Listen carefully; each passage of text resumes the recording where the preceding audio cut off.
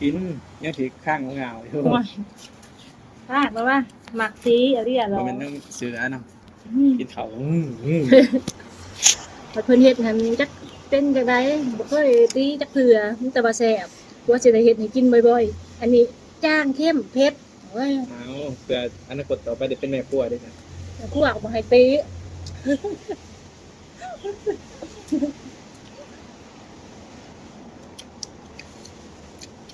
ถึงตีก็ได้กินเทื่อเดียวนี่ล่ะ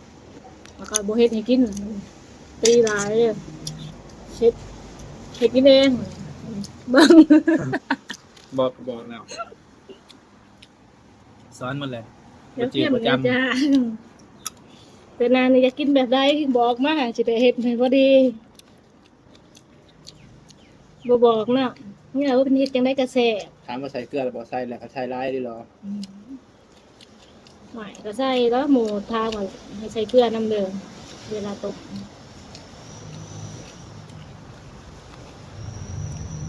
คิดเขาแซ่บ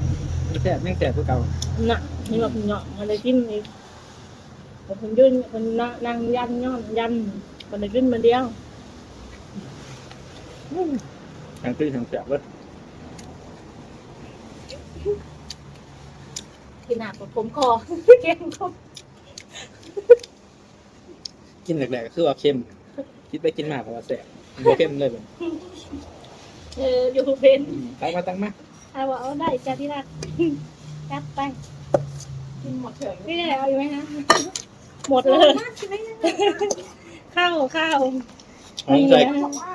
ใส่เกลือเยอะไป